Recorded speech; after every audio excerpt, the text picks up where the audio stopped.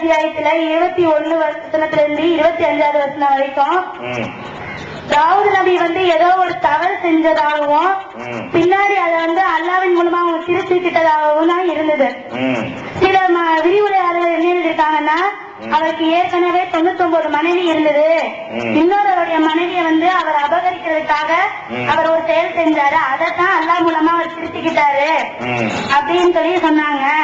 ஆனா அப்படி கிடையாது. ஒரு இறை தூதர் இந்த மாதிரி ஒரு ஈன செயல்ல ஈடுபட மாட்டாங்கன்னு உங்களுடைய மொழிபெயர்ப்பு குரான்ல நீங்க எழுதிருக்கீங்க.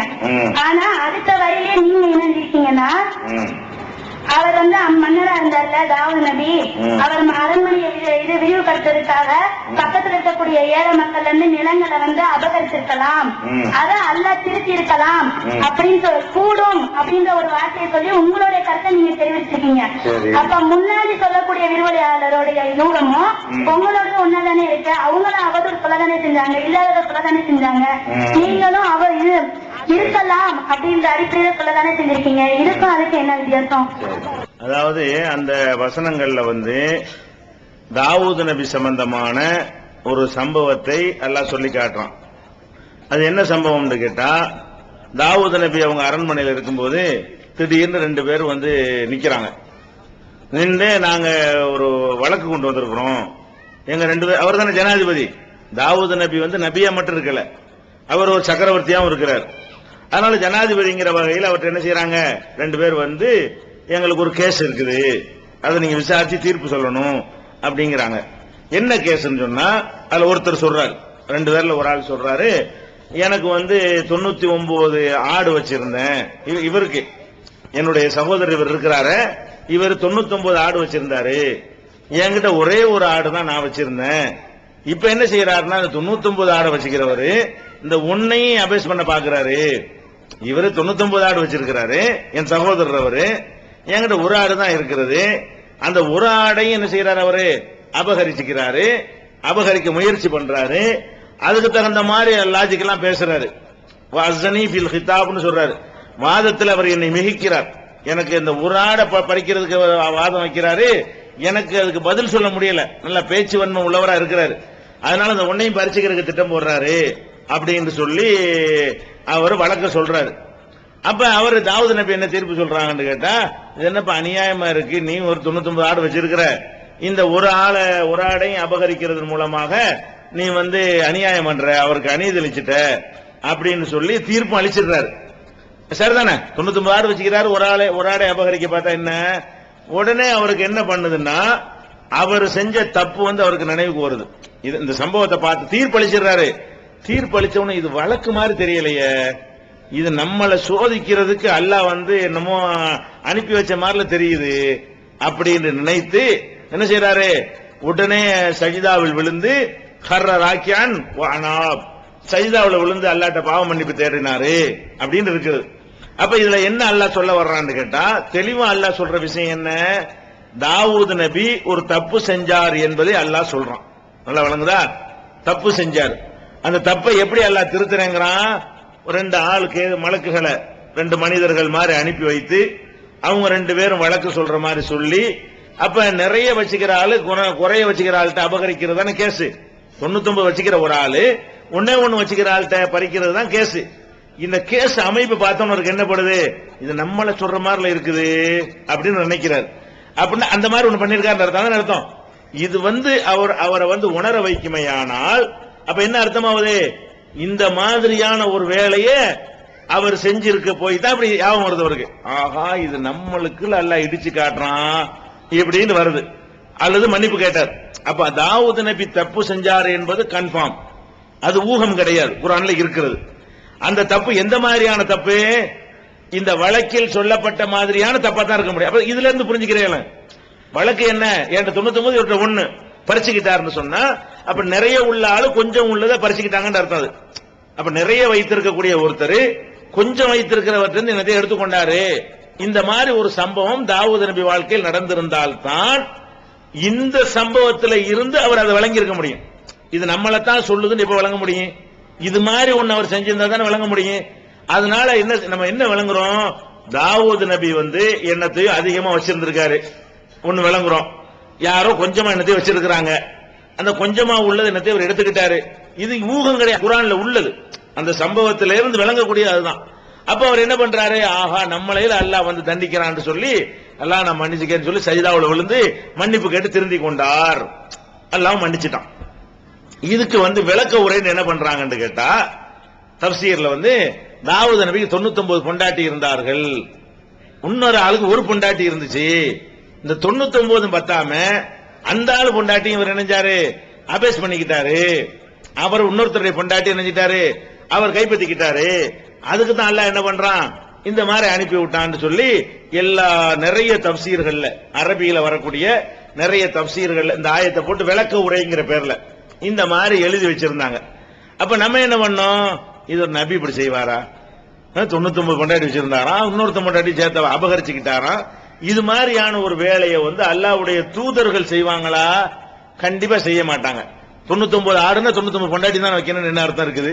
ஒரு ஆடுனா ஒரு பொண்டாட்டி நீ வைக்கிற, ஒரு ரொம்ப கொஞ்சம் வச்சுக்கிற வேண்டியான அவருடைய கண்ணியத்தை பாதிக்காது. ஆனா தப்பு செய்யலன்னு சொல்ல இயலாது, அவர் செய்ய போய் தான் அல்லாஹ் திருத்தருக்கு மன்னிப்புலாம் கேட்கிறாரு. அவர் ஒண்ணுமே செய்யலன்னு சொன்னா அந்த ஆயத்துக்கு அர்த்தம் இல்லாம போயிடும். அவர் என்னமோ ஒன்று பண்ணியிருக்கிறாரு, என்ன பண்ணலாம், ஆனா அது என்னவா இருக்க முடியாது, இன்னொருத்த பொண்டாட்டியை கைப்பற்றிக்கிட்ட ஒரு மேட்டரா இருக்க முடியாது. இது பைபிள்ல அப்படி எழுதப்பட்டிருக்கிறது. பைபிள்ல என்ன இருக்குது, அவருக்கு 99 மனைவி இருந்தது, அவருடைய தளபதி உரியான்னு ஒரு ஆள் இருந்தாரு. அந்த உரியாவுடைய மனைவி வந்து குளிச்சுக்கிட்டு இருக்கிறத மாடியில இருந்து அவர் பாக்குறாரு. அந்த பொண்ணு ரொம்ப அழகா இருந்துச்சான் அந்த பொண்டாட்டி. இந்த பொண்ணை நம்ம கைப்பற்றிக்கிறோம் சொல்லி இந்த உரியாவை நெஞ்சார் போருக்கு நீ போன அனுப்பி வச்சு இவருடைய ஆட்களை வச்சு போரில் வச்சு கொள்ள சொல்லிட்டாராம். இவர் ஆட்களை வச்சு அவனை காலி பண்ணிருங்க, அவன் பொண்டாட்டியை நான் அடையணும் அப்படின்னு சொல்லி இப்படி எல்லாம் எழுதி வச்சுக்கிறாங்க. இதை படிச்சு விட்டு தப்சீருங்கிற பேர்ல அப்படியே வாந்தி எடுத்திருக்கிறாங்க. இந்த பைபிள்ல வரக்கூடிய இந்த கதையை படிச்சு விட்டு என்ன பண்ணிருக்காங்க, நம்ம ஆளுக்க பெரிய பெரிய உலமாக்கள் அறிஞர்கள் சொல்லக்கூடியவங்க எழுதி வச்சிருந்தாங்க. அப்ப நம்முடைய தமிழாக்கம் இருக்குல்ல, நம்ம குர்ஆன் தமிழாக்கத்துல அந்த வசனத்துக்கு விளக்கம் ஒரு குறிப்பு கொடுத்திருக்கிறோம். என்ன கொடுத்திருக்கிறோம், இந்த மாதிரி எல்லாம் தாவூத் இந்த சம்பவத்தை வைத்து பிறருடைய மனைவியை தாவூத் நபி அங்கீகரித்ததாக எல்லாம் தஃப்சீர்ல சொல்றாங்க. அது இருக்க முடியாது. அந்த மாதிரி தப்ப நபிமார்கள் செய்ய மாட்டாங்க. தப்பு செய்வாங்க நபிமார்கள், இந்த மாதிரி தப்பு செய்வாங்களா? மனிதன் இப்ப நான் நபி செய்வாரா? செய்ய மாட்டார். அப்ப இந்த மாதிரி தஃப்சீர்ல எழுதுனது தப்பு. அதற்கு தப்பை இல்லைன்னு சொல்ல முடியுமா? சொல்ல முடியாது. அப்படின்னா என்ன நம்ம என்ன கொடுத்தோம்னு கேட்டா, இந்த மாதிரி விஷயமா இருக்க முடியாது. எந்த மாதிரி இருக்கலாம், இவர் ஏதோ கொஞ்சம் அதிகமா அரசாங்கத்துல நிறைய அரண்மனை அது இது நிறைய வச்சிருக்கிறாரு. அரசாங்கத்துக்கு தேவைப்படக்கூடிய ஏழைப்பாளைய நிலம் ஏதாவது இருந்திருக்கு. ஏற்கனவே உங்களுடைய இடத்தை வச்சுக்கிட்டு ஒரு ஏழையுடைய இடத்தை ஏதாவது ஒரு நல்ல நோக்கத்துக்காக வேண்டி ஒரு நபியுடைய கண்ணியத்துக்காக நம்ம எழுதுறோம். ஒரு அரசாங்கத்துறை பணிக்காக வேண்டி இதை எடுத்திருப்பாரு. நீ எப்படி ஒரு ஏழை வீடு எடுக்கலாம், ஒன்றது உள்ள இடம் இருக்க, நீ எப்ப எடுக்கலாம் நல்லா நினைஞ்சிருப்பான், சுட்டி காட்டி இருக்கலாம். இந்த மாதிரி இதுதான் இல்ல, இது போன்ற விஷயமா இருக்குமே தவிர பொம்பளை மேட்டரா இருக்காது. நம்ம எழுதி இருக்கிறது வந்து ஊகமாக எழுதல. அந்த ஆயத்துல விளங்குது இவர் தப்பு செஞ்சார்னு. என்ன மாதிரி தப்புன்னு விளங்குது, ரொம்ப கொஞ்சம் மேட்டரா தான், ரொம்ப வச்சுக்கிற ஒரு ஆளு கொஞ்சம் வச்சுக்கிற ஒரு ஆள்கிட்ட இருந்து என்னத்தையோ எடுக்க பாக்குறாரு, எடுத்து விட்டாரு. இதுதான் கேஸ். இந்த கேஸ்ல இருந்து இது மாதிரி தப்பு அவர் பண்ணினார்னு விளங்குது. இது மாதிரி தப்பு பண்ணினார்னு அல்லாஹ் சொன்னதைத்தான் நானும் சொல்லியிருக்கிறேன். நம்ம வந்து அவர் தப்பே செய்யலன்னு வசனத்துல இருந்து நானா பில்டப் கொடுத்து தப்பு செஞ்சார் நான் சொல்லல. அல்லாவே என்ன சொல்றான், அவர் ஒரு தப்பு செஞ்சார், அதிகம் வைத்துக் கொண்டே கொஞ்சம் வைத்திருக்கிற ஆள்கிட்ட என்னத்தை நினைஞ்சாரு எடுக்க முயற்சி பண்ணினாரு. அதை வந்து கண்டிக்கிறதுக்கு இந்த மாதிரி ஒரு செட்டப் எல்லாம் பண்ணனா அவர் அதை விளங்கிக்கிட்டு புரிஞ்சுக்கிட்டு நினைச்சிட்டாரு, தௌபா செஞ்சிட்டாருன்னு வரும் பொழுது அப்ப அவர் தப்பே செய்யலன்னு அந்த இடத்துல எழுத முடியும். அந்த இடத்துல குறிப்பு விளக்கம் எழுதும் பொழுது நம்ம என்ன செய்யறோம், தப்சீர்கள் எழுதுனதெல்லாம் தப்பு. அது பொம்பளை விஷயமா எழுதுறது வந்து அது கண்டிப்பா இருக்கவே இருக்க முடியாது. அப்ப ஒண்ணுமே இல்லைன்னு விளங்கிடக்கூடாது, இருக்குத அப்படின்னா சும்மா விட்டுட்டோம்னா ஒண்ணுமே நடக்கலன்னு விளங்கிடக்கூடாது, நடந்து இருக்குது. அது என்ன மாதிரி இருக்கலாம், பொம்பளை விஷயம் அல்லாத வேற ஏதாவது ஒண்ணு இருக்கலாம். அது எது மாதிரி இருக்கலாம், அரண்மனையை விஸ்தீர்ணப்படுத்த நினைச்சிருக்கலாம், அரண்மனையை பெரிய இடமா இருக்கிறது அதை கொஞ்சம் பெருசாக்கலாம்னு நினைச்சிருக்கலாம், பக்கத்துல ஒரு குடிசை இருந்திருக்கலாம், ஏதோ ஒண்ணு அதை கொஞ்சம் எடுக்க முயற்சி பண்ணிருக்கலாம். அப்படின்னு நல்லா மலக்கு அனுப்பி இப்படிலாம் பண்றீங்க, இவ்வளவு பெரிய இடத்த வச்சுக்கிட்டு ஒரு ஏழைப்பாளைய இடத்த எதுக்கு எடுக்கிற, ஒரு அரசாங்க பணிக்கா இருந்தா கூட ஒரு நல்ல பணிக்கா இருந்தா கூட ஒரு ஏழைப்பாளைய இடத்தை எடுக்கலாமா என்பதற்கு இது போன்றதாக இருக்கலாம் அப்படின்னு சொல்றோம். இதுல வந்து எந்த விதமான ஒரு கற்பனையோ கூடுதலோ கிடையாது. நபியுடைய கண்ணிய குறையும் ஒண்ணு கிடையாது, அல்லாஹ் சொன்னதை மறுக்கிறதும் கிடையாது, நபிமாருடைய அந்தஸ்தை குறைக்கிறதும் கிடையாது. அந்த உதாரணத்தின் மூலம் என்ன சொல்லப்படுகிறதோ அத நபியுடைய கண்ணியம் கெடாத வகையிலையும் அல்லாஹ்வுடைய வசனத்தை மெய்ப்பிக்காத வகையிலையும் இது போன்று எதையாவது வச்சுக்கிறங்க. இதுதான் நாங்க சொல்லவும் இல்லை. இது போன்றதாக இருக்கலாம் என்ன அர்த்தம்? இது மாதிரி வேற ஏதாவது இருக்கலாம். இந்த லாம்னு போட்டால என்ன அர்த்தம்? இன்னொரு சைடு இருக்குன்னு அர்த்தம். இறைச்சி சாப்பிடலாம்னு சொன்னா என்ன அர்த்தம்? சாப்பிடாமலும் இருக்கலாம்னு தான் அர்த்தம். சாப்பிடணும்னு சொன்னா தான் கண்டிப்பா சாப்பிடணும் அர்த்தம். சாப்பிடலாம்னு அர்த்தம் சாப்பிடாம இருக்கலாம், போகலாம்னா போகாமலும் இருக்கலாம். இருக்கிறீங்க எல்லாம் போகலாம்னா அர்த்தம், போகாமலும் இருக்கலாம்னு அர்த்தம். போ உடனே போய் தான் ஆகணும். அப்ப நம்ம சொன்னது என்ன? இருக்கக்கூடும், செய்திருக்கலாம், இது போன்றதாக இருக்கலாம், இதுவாகத்தான் இருக்கணும் கிடையாது. இது போன்றதா இருக்குமே தவிர எது போன்றதா இருக்காது.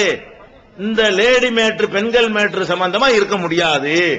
அப்படிங்கிறது எந்த வகையிலும் அதுக்கு இதுக்கு ரெண்டு ஒண்ணாக்க முடியாது. அவங்க இதை நம்ம எதுக்கு மறுக்கிறோம்? நபியுடைய கண்ணியத்தை குறைக்கிறாங்க. இன்னொருத்த முண்டாட்டியை கைப்பற்றினார் சொல்வது நபியுடைய கண்ணியத்தை குறைக்கும். ஒரு அரசாங்கம் கவர்மெண்ட் இடத்த விஸ்தீர்ண ரோட்டை விஸ்தீர்ணப்படுத்துறதுக்காக, வேற ஏதோ ஒரு ஆஸ்பத்திரி கட்டுறதுக்காக ஒரு ஏழைப்பாளைய இடத்தை எடுக்கிறதுங்கிறது உலகத்தில் நடக்கிறது. ஒரு நபியும் இதை செய்யலாம். இந்த மாதிரி விஷயங்களை ஒரு நபி செய்யலாம், அந்த மாதிரி விஷயத்தை நபி செய்யக்கூடாது. அப்ப எந்த மாதிரி விஷயத்தை ஒரு நபியுடைய தகுதிக்கு செய்யலாமோ அது மாதிரி செஞ்சிருப்பாரு. அது மாதிரி இதுவா இல்லாட்டாலும் இது மாதிரியா தான் இருக்க முடியும். அதே நேரத்தில் நீங்க என்ன சொன்னீங்க? அது ஒண்ணு எழுதாம விட்டோம்னா அவர் செய்யலண்டு ஆயிரும். செய்யலண்டு அர்த்தம் வந்தா அந்த வழக்குக்கு அர்த்தம் இல்லாம போயிடும்.